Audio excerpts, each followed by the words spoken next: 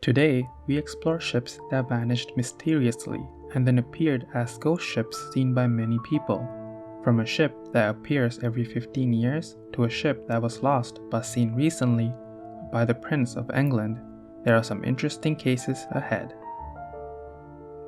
On September 21, 1928, the København departed from Nørresundby in northern Jutland for Buenos Aires. There were 75 people on board, with 45 of them being cadets. The goal of the voyage was to unload a shipment of chalk at Buenos Aires and then sail towards Melbourne. From there, bring Australian wheat back to Europe. The ship arrived in Buenos Aires on November 17, 1928, and unloaded the cargo. On December 14th, the ship sailed towards Melbourne. It was expected to be a 45-day journey. On December 22nd, the København exchanged radio messages with a Norwegian ship named William Blumber, letting them know that they were 900 miles from Tristan da Cunha and that all is well. The same ship tried to contact the København later that night, but to no avail. The ship was never heard from again. A lengthy search for the ship was launched by the British Royal Navy and the Danish government. However, none of them found a sign of a ship. Some theories suggest that the ship hit an iceberg in the dark fog. Others believe the ship capsized due to heavy winds. The most interesting part of this story is that a number of other ships claim to have sighted a mysterious ship that looks very much like the København. In 1934, the New York Times reported that a cadet's diary had been found in a bottle on Bouvet Island in the South Atlantic. The supposed diary indicated that the ship had been destroyed by icebergs and abandoned. In 1935, human remains and the remains of a lifeboat were found partly buried in the sand along the southwest coast of Africa. These may have come from the København. The Iron Mountain was a sternwheeler built in 1872. On March 25, 1882, the ship sailed from Vicksburg but hit an obstruction at Stumpy Point. This left a hole in her hull and she quickly sank.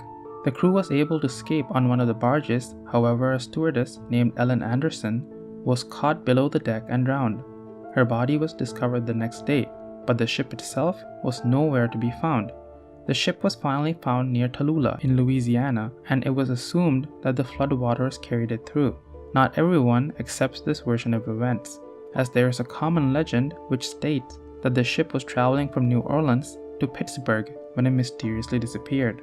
Another ship nearby, named the Iroquois Chief, claims to have found the barges of the ship floating downriver, but the ship itself had vanished. This legend is so common, it's found itself onto many books, including Reader's Digest's Mysteries of the Unexplained. The Lady Lovibond was a schooner. On February 13, 1748, her captain took her out to sea because he had just gotten married and was having a celebration on the ship. Though his men were against bringing his wife on board due to the superstition that it would bring bad luck to have a female on board, the captain did so anyways.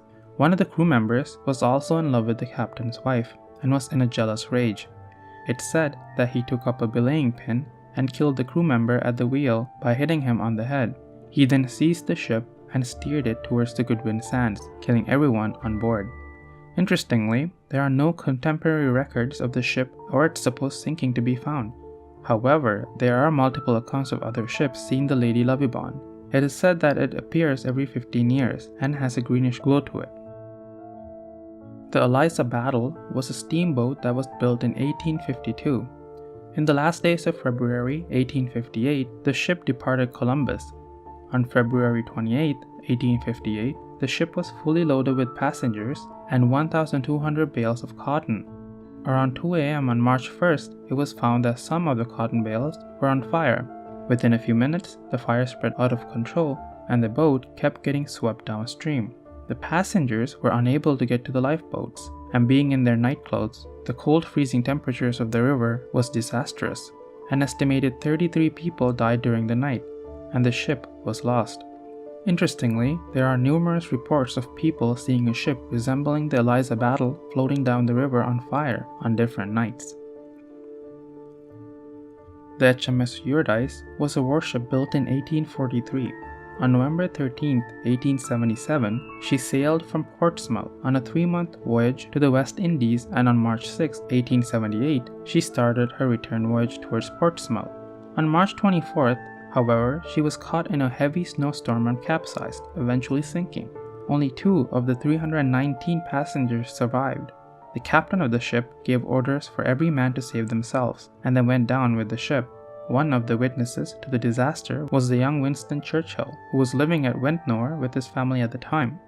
The Phantom Eurydice has been sighted frequently by sailors over the years since her sinking, and she is said to haunt Dunos, a cape on the Isle of Wight, close to the village of Lucumbe.